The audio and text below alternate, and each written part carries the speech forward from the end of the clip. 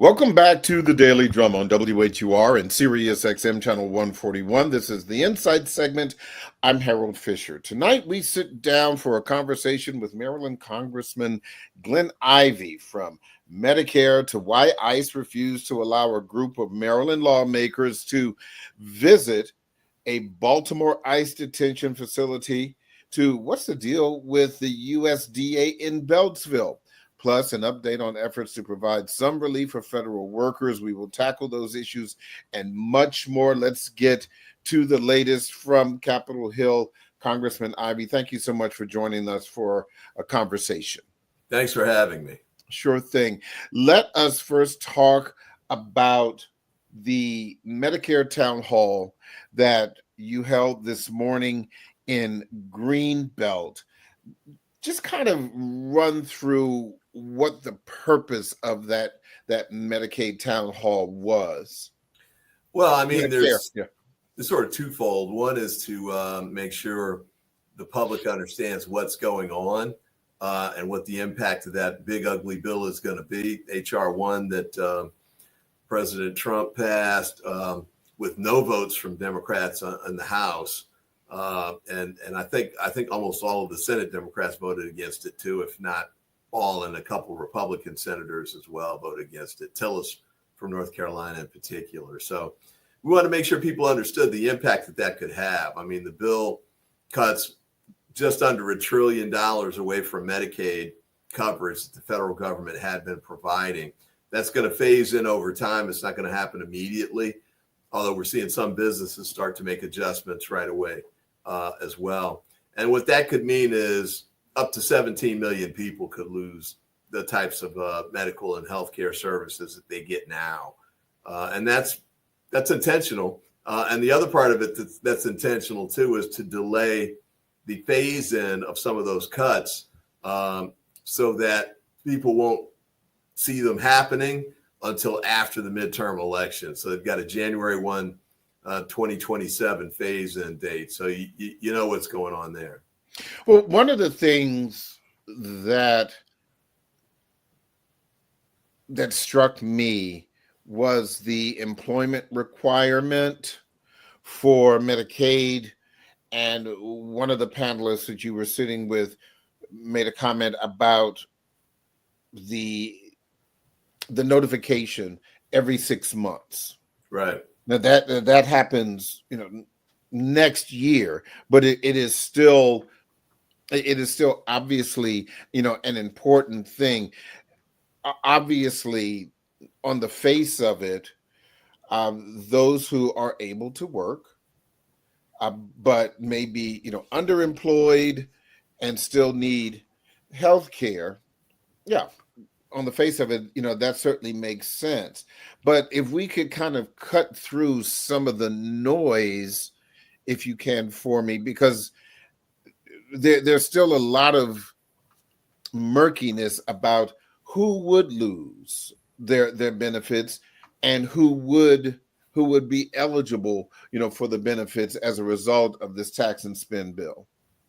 Yeah, I mean, I think the work requirements, the Republicans sort of made a lot of noise about that being an effort to, weed out waste, fraud, and abuse. The truth is that there's very little of that going on. You've got people who are, we call them working poor, that they're working already, but they are not making enough money to pay for medical and healthcare services that they need. So Medicaid can kick in and support that. The Republican position has been that just by screening out all these people who are getting treatment, but, freeloading, basically, they're lazy and don't want to work. We're going to save all of that money as demonstrably false. And the result of it really has been in states like, you heard this during our roundtable discussion, I think Georgia and I think Arkansas is another one where they put this in place. Basically what it did was it knocked people out of the rolls so that they'd fall behind on their paperwork or whatever the requirements were for a variety of reasons. Some of them have learning disabilities. Some of them don't have access to the internet. Some of them have trouble keeping up with it just because there's a lot going on in their lives. And these requirements are unduly burdensome. They don't really fill any need that the government has. So other than screening people out so that they're not able to get these services. So it looks like that's the goal the Republicans had. It looks like that's worked that way in other states that have tried this already. And we don't have any reason to think that it won't work like that at the federal level too. I mean, one of the things I think we have to do as Democrats is to make sure that we provide whatever kind of assistance we can to people who are going to need assistance to keep track, to get the paperwork done, to get it filed electronically, whatever it is. I think we need to work through state and local governments that, support the expanded access that the Democrats had helped people get. Might be through the faith community, might be through the D9 or, whatever other networks people have out there that can reach people and provide assistance. We might have to do all of that stuff, but it's a bait and switch. Basically, they're pretending like this is work requirements, but in reality, it's just trying to weed people off the rolls who are struggling to make ends meet and don't need an additional anvil around their neck. Let me ask you about a 30,000-foot view based on just what you've described. And obviously, you represent Maryland, but like many states in the Mid-Atlantic and on the East Coast, we have already seen reports of like North Carolina, Republicans from North Carolina saying that this would hurt rural communities where access to health care is really, really problematic. We have also seen states like Kansas, for example, where, and I've been to Kansas, it's flat and it's a big state and it has a much larger rural area than the state of Maryland. So from a 30,000-foot perspective, what might this look like for people who are cut off? And you mentioned some other groups that would be helping. Wouldn't that put an additional burden on those organizations that would offer help as a stopgap measure? Absolutely. And I think that's part of the goal that the Republicans had. Part of what they did was they tried to put aside, depending on the estimates, between $3 and $4 trillion to cover the tax cut for very wealthy people. And the money's coming from the people who need it the most, like Medicaid recipients. So it's maybe one of the biggest transfers of wealth from the needy to the greedy that the nation has ever seen. So that's kind of that overall goal. And the needy, they're not just in urban areas. I know the conventional wisdom is it's all, poor Black people in inner cities. But the reality is these red areas, rural districts, are going to be just as hardly affected and significantly affected, if not more so than many of the urban areas. So, for example, you can imagine a scenario where a rural hospital, which some of these have like 50, 60, 70% of their income comes from Medicaid payments, might have to shut down once this phases in fully. And, we got a lot of, hospitals and other options in rural areas like this, but they don't. So they might have to drive an additional 100 or 200 miles to get to a hospital now to, deliver a baby or get treatment for a heart attack or whatever the emergency services might be. And people are going to die en route. So this is going to lead to more deaths for sure. And then there are other types of issues that could happen too, like doctors are in that area, as general practitioners, but have to leave because, again, a lot of their revenue was coming through Medicaid. And if that gets reduced substantially, they might have to leave that area. And so you might have more essential like medical deserts in the country than you have right now. And it's already been a problem for rural districts to attract doctors in particular. And there's a nursing shortage, all the way across the country. So this is just gas on that fire. It makes things more difficult. than they already are. And it's, I think, going to be felt most acutely by low-income people, elderly, and people with disabilities. Mm. At the town hall today in Greenbelt, the panel spoke a lot. And in watching, there was some feedback from the audience, not a lot. I think there was probably a lot of listening. Did you have any personal takeaways from what you did hear from that audience? Well, I mean, on the way in, I mean, a woman in a wheelchair stopped me to talk about how this is going to impact her. Currently, she's got Medicaid services that allow her to stay home, which, they're worried are going to get cut. And, she might have to be institutionalized. So, and that's ironic because it's more expensive and you get worse results when you separate people from their families. Long-term care was another one that came up today. What's going to happen for people with Alzheimer's or other types of long-term disabilities or problems. The woman in the wheelchair has MS, degenerative diseases that aren't going to get better, that are terribly debilitating, and ultimately are going to lead to death. And there aren't a lot of good answers for that. I mean, we currently have major challenges for providing long-term care. Even before this bill was passed, this is just going to make it worse and harder to provide than it currently is. From your perspective, what are next steps after this town hall? Because it's one thing to say this is what is happening. It's kind of like that, that town hall, the big town hall that you were part of a couple of months ago. There was a lot of ranting, there was a lot of raving, there was a lot of anger there. But what do you tell your constituents that were in today's town hall and any other, how do you fix this? I mean, this bill just passed. So what's the workaround?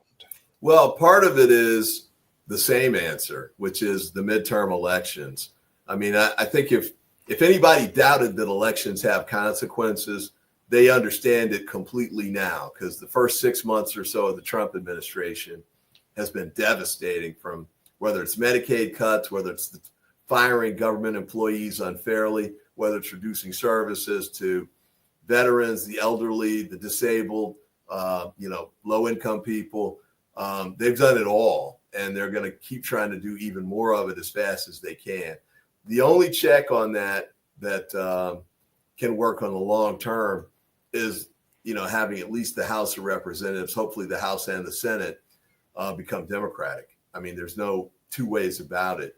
We've been relying a lot on the courts, and they've been giving us some injunctions. They've stopped some of the efforts, or at least delayed them temporarily. But this is a Trump Supreme Court, and none of those solutions, I think, are going to be permanent. In fact, they've done more than I was expecting them to do, given who put them in place, who gave them the job. So I think we need to make sure we work to get the control of the House and Senate back. And part of that is explaining to the public exactly what was done to them in this bill and what will be done.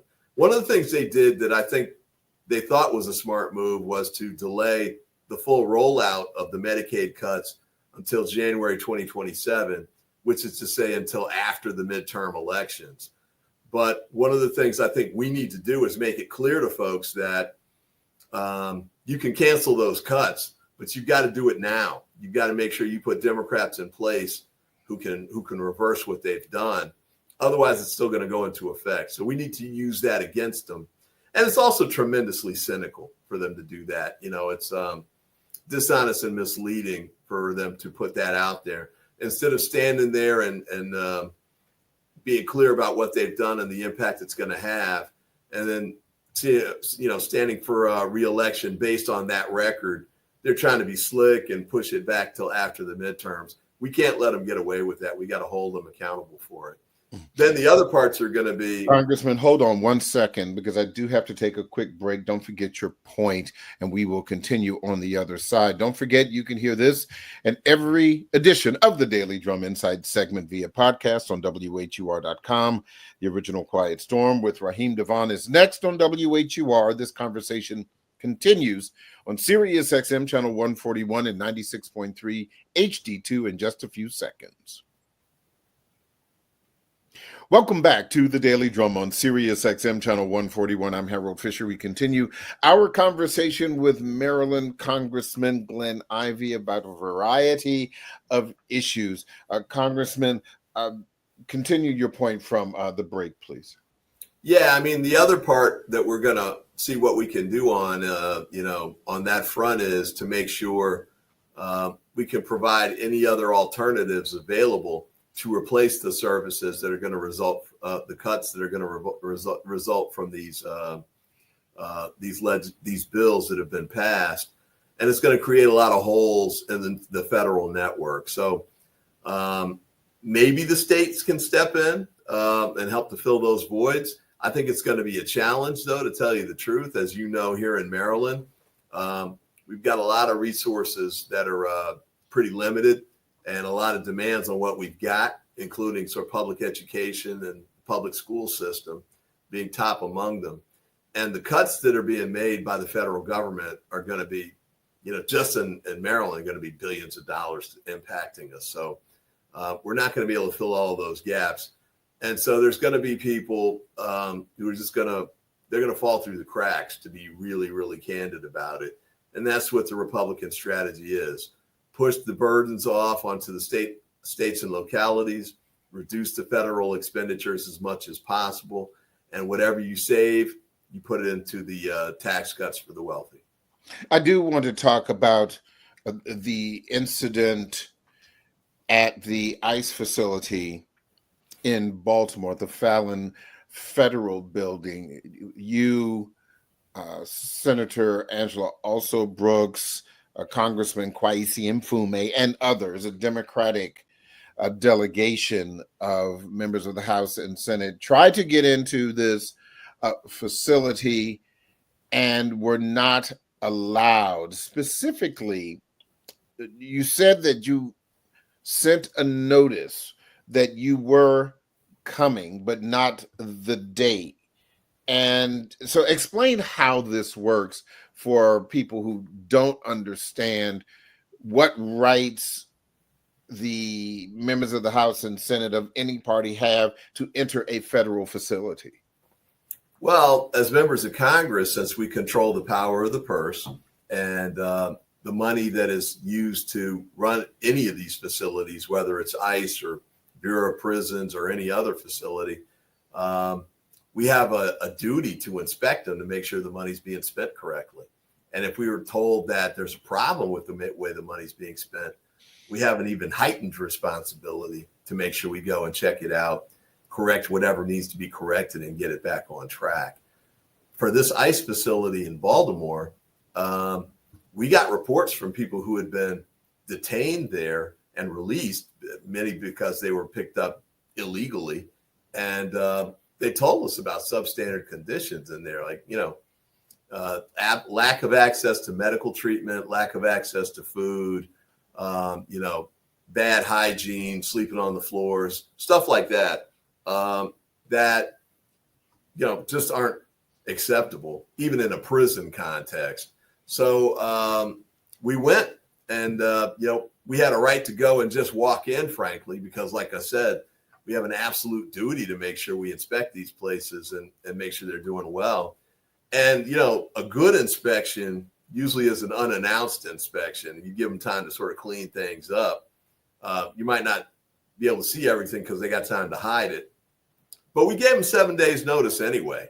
And they said that they wanted 7 days notice. They got 7 days notice. And we showed up and they acted like they didn't know we were coming. But of course, that's false. And so the secretary made statements after we left saying, hey, we'd be happy to arrange a tour for you, but they've done anything but arrange a tour. In fact, it was a total stonewall.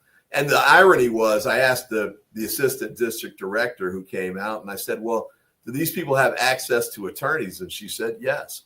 And so I guess the bottom line on that front is, if I'd come to the facility as an attorney, which I am, I guess I would have been let in. But as a member of Congress who's providing the funding and has oversight responsibility as a constitutional matter, I can't get in. That's ridiculous.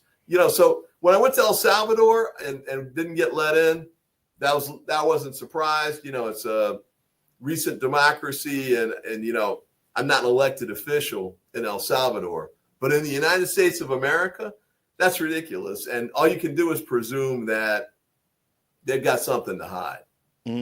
So looking at it from a layperson's perspective, what can you do about that?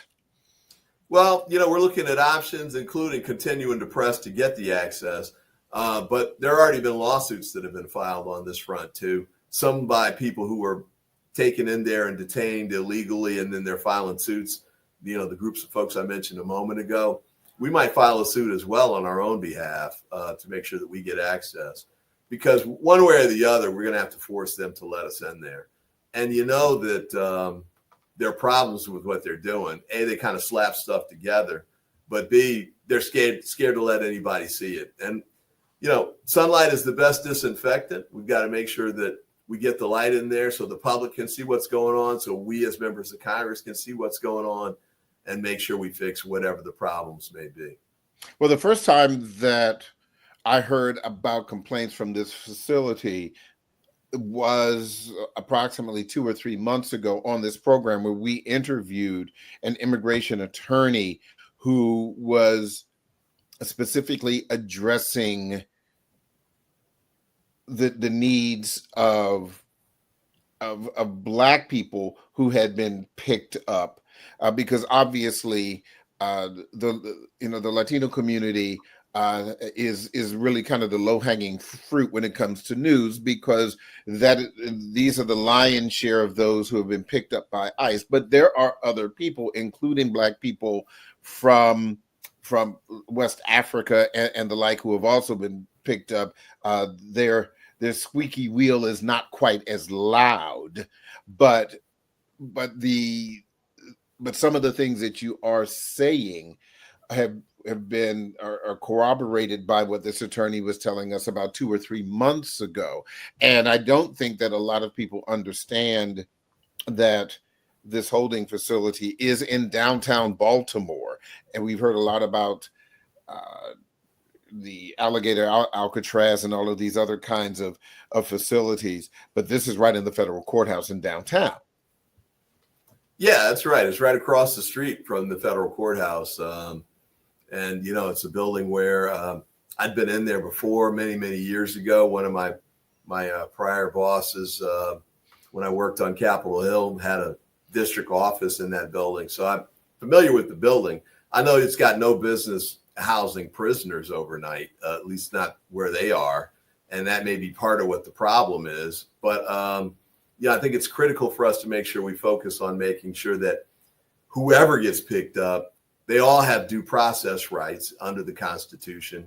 Even the Trump Supreme Court acknowledged that in the Kilmar Abrego Garcia case. And it's true for everybody. So we need to make sure we keep pressing them on that. They keep trying to pretend like they don't. They keep slandering people and saying, well, they're terrorists or, gang leaders or whatever. But we keep finding out that most of that isn't true. For example, just last week, they picked up a guy who'd been a pastor on the Eastern Shore for about 3 decades. And he'd raised his kids out there. He's been a pillar of the community. He works during the week as a carpenter. They picked him up coming out of a hardware store where he was buying lumber to do some work. Took him to this Baltimore facility. By the time I could get a letter off to the Secretary of Homeland, they already shipped him down to Louisiana. So they're trying to pick him up as fast as they can, move him to a different state as fast as they can, a state that's going to be, in their hopes, less hospitable to challenges to what they're doing. Louisiana being one of those I guess they think is better than Maryland. And they're going to try and deport him as quickly as they can. Really doesn't make any sense. I mean, clearly this guy's not a danger to the community. But, we're spending a lot of time and effort with these ICE activities. Like, for example, these are real scenarios, doing a raid on a summer baseball camp in New York, or grabbing waitresses out of restaurants, grabbing a kid out of a JV volleyball practice, when we've got actual open warrants for people facing murder charges, rape charges, gang activity, and the like. And in New York, where you have some of these guys who've been indicted, MS-13 top-level guys, Trump's dropping the charges and sending them back to El Salvador. At least one instance, and there's a second one he's trying to do as well. So it doesn't make any sense, and it certainly isn't the kind of stuff that's going to make us safer on a day-to-day basis. Let's shift the focus. Let's shift the resources to going after the guys who are truly violent criminals and have a record of violent activity and have open warrants where we can arrest them, prosecute them, and lock them up. I do want to talk. I'm going to go back to a specific Maryland issue. There are a couple, but obviously this recent issue regarding the Beltsville Agricultural Research Center, BARC, which, as someone who has lived in Maryland, for most of my life, and I am very familiar with that. I mean, if you drive through Beltsville, you can't miss it. Right. And so there are hundreds of jobs there. Obviously, the Trump administration wants to relocate those jobs. And this is less about that facility and more about what can happen to Prince George's County. These jobs are going to be lost. Six Flags is going to close. We've had thousands of workers, federal government workers, who have lost their jobs, who reside in Prince George's County. And we could find out very, very soon this week whether or not the commanders, for example, will leave Prince George's County and move to D.C. This has got to be a frightening thing for you as a federal lawmaker, as a member of Congress. Yeah, I mean, the attack on government employees has been horrific and just wrong. I mean, we've got to make sure that we continue to fight as hard as we can to protect them from these sorts of attacks.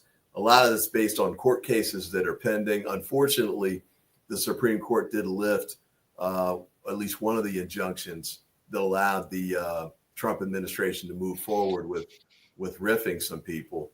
So that's a big problem. We got to make sure we try and help them with the transition, working with the state, working with the county. We'll come back in as the federal government to try and help with that support effort too. But that's a big challenge. It's been very devastating to not only the employees but to America. I've run into a group, for example, one that came by. They don't work in Prince George's County, but they live in Prince George's County. And they're working at FDA or NIH or something. These guys are shutting down clinical trials for Alzheimer's cures, cancer cures, measles vaccines, ironically. I mean, basic public safety kinds of things that they're shutting down and firing the people who do the work. And you can't just start a clinical trial back up. Once you shut it down, sometimes you just got to start over from scratch, and that can take years. So that's been very devastating, I think, from that perspective. Let's see. Commanders, it looks like they're going to move. I don't know what that vote's going to be. I guess we'll see. Mm-hmm. But if they do move, it's a redevelopment opportunity that I think we have to maximize. The Harris team will continue to own the 300 acres or so of that land. And there's life after stadiums. We've got to make sure that we don't let it look like RFK has looked for the past 30 years.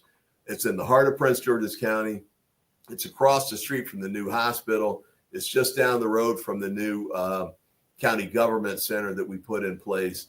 It's got a couple metro sites nearby, great highway access.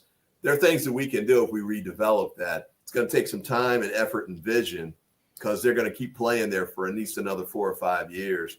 But if we plan it out right and execute it right, we may be able to come out with something better than what we've got right now, and definitely better than what's at RFK right now.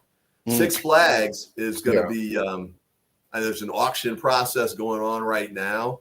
Apparently, there are bidders who are interested in either taking over the amusement park or buying the whole set of the land there, because there's an additional 300 or so acres around the park. We don't know we don't know who's going to win the auction. We'll just have to see. But at least there's redevelopment possibilities that are there. We'll just have to see how good they are. But I'm hopeful on that front. It's a good piece of land. There's a lot of positive things going for it as well. BARC, I think, is an ongoing fight. The upside on BARC is they recognize, they being the Trump administration, that there's a lot of laboratory work being done there that you can't just pick up and move. I think they've learned from some of the other cases that they've tried where they've been blocked in court. They can't just shut an agency down. They have to have Congress pass a law to do that. And we've got laws that are in place to protect not only against shutting it down, but also from selling the land and the buildings that's already there. So we've got some tools to work with. We've reached out to the union, FGE, on working on that front. We also might have suits that we file on that front. The new county executive, Aisha Brayboy, is working with her county attorney to see what kind of legal options there are there. But all options are on the table on that front. So it hasn't been an easy stretch, but we've got tools to move forward. We've got a lot of strong and talented people here in Prince George's County. We've got good leadership in Upper Marlboro and Annapolis. We're going to be able to find a way to work our way through this, and we're going to be successful at the end of the day. I would imagine the FBI news that it would be moving to the Reagan building has to be a blow, considering the muscular fight that Maryland lawmakers, local and federal, put up to win that battle. Yeah, but that's kind of like BARC. I mean, the fact that they announced they're going to move it across the street doesn't mean that legally that's what they can do or what will happen. I mean, the process to get the Greenbelt site selected, as you pointed out, took 15 years, and that was a legal process. There's already been a challenge to it, if I recall correctly, because Virginia was mad. This is before Trump even got elected. And You might recall that in the first Trump administration, he tried to block the move there too, and we defeated that as well. So we've got a long ways to go before the Greenbelt site gets knocked out of contention. In fact, not just out of contention, out of the winner's circle. We still won that fair and square. It's still the best site for a variety of reasons, including the national security public safety piece that is you cannot address at the Reagan Center. Well, just quick point on that. One of the things they were looking for was a campus, essentially, like CIA out in Langley. We have a big area. NSA is another one where it's less susceptible to terrorist attacks. The Reagan building is not that by any stretch. I mean, it's, as you just walking down the street, there's no wall around it. There's no distance between the street and the building. It wasn't designed for that kind of thing. And there's no way to redesign it so that it is. So I think Greenbelt's going to be the better site over time. And the other part of this too is, the Trump administration, I know it feels like they've been there forever, but they've only got 3 years plus to go. And so as we saw before, picking that site and moving it is, more than a notion. It takes years to get that done. And we're going to be fighting them every step of the way. So I think we can continue to fight, and I think there's a good chance we still come out of this with Greenbelt as the site at the end of the day. I did want to ask you about one of these moving parts issues, and this goes back to the loss of jobs. Earlier this week, the Montgomery County executive signed a bill or a county bill giving preferential treatment to fired federal government workers, veterans, obviously getting preferential treatment. And earlier this year, Governor Wes Moore said that they want to help hire people. They can't hire everyone. But then a couple of weeks ago, he put a hiring freeze on. There are just so many moving parts where we know that executives want to help. They try to help, but they can't help. I mean, that's just the way it looks to me. No, I mean, I think that's fair. You had a lot of people get pushed out of work at the government employee level. We lost the White House, so that's another group of people that got pushed out of office as well, and they're looking for work too. We've done a pretty good job, we being the unions, Democracy Forward is the main litigator and others, is slowing the Trump administration down on forcing people out so as quickly as they'd hoped to do it. And a lot of the attrition has been retirements and I don't want to call them buyouts, but those sort of scenarios too. But those are people who are going to be okay because they're going to have a revenue stream one way or the other. But we still have thousands of people out there that don't have jobs and are looking for jobs. Now, County Executive Brayboy, I know, has been looking to try and bring people on and has brought some on. I don't want to overstate it because just like the governor, there's only a limited number of spaces you've got. And you can't hire everybody all at once because the county government is smaller than the federal government by a magnitude of at least. Yeah, I mean that's obvious. Yeah. So you can't do that, but we're trying to figure out ways to do whatever we can. The other part that we've been working on, and I've been pushing this pretty hard too. Don't forget the private sector guys either. I mean, a lot of them are federal government contractors. Fighting to help them hang on to the contracts or the grants that they've got has been a big piece. Trying to fight to hang on to entities like NASA, for example, that's in Prince George's County. That is the sort of the financial base for a lot of those companies. That's a big piece too. Senator Van Hollen's been outstanding on fighting for that on the Senate side. And, Congressman Hoyer and I are working hard on that in the House side too. So, there's a lot of work to be done. We're not out of the woods by any stretch. And there's going to be some pain in this transition. There's no question about it. But we're fighting as hard as we can, and we've got some tools to work with to try and help as many people with the transition as possible or to help to keep them in place.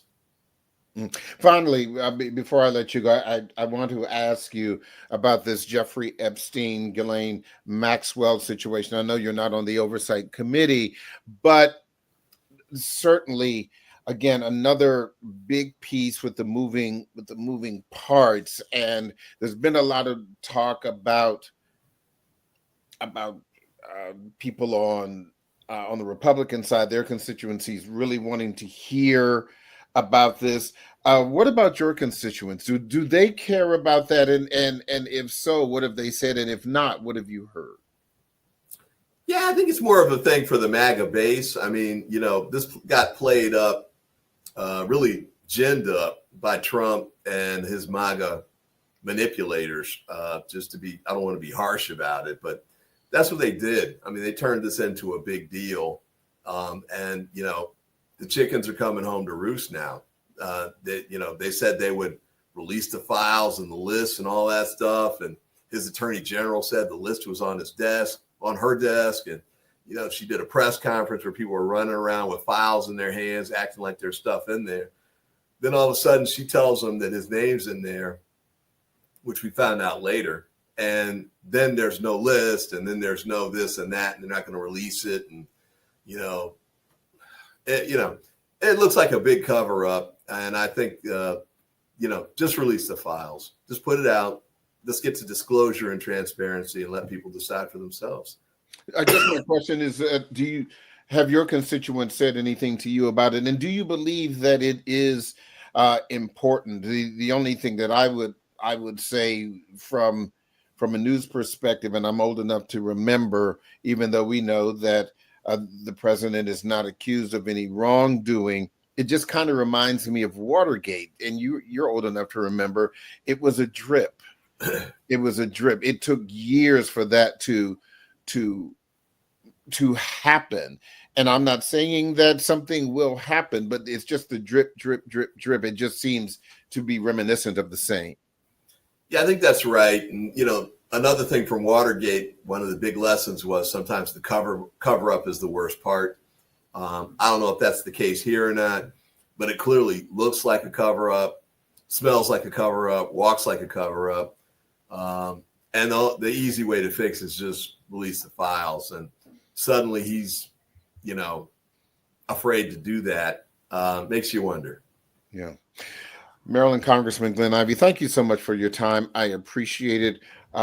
Good luck to you, sir, and we will certainly be in touch. That is the Daily Drum for this Wednesday, July 30th. I'm Harold Fisher. Good night.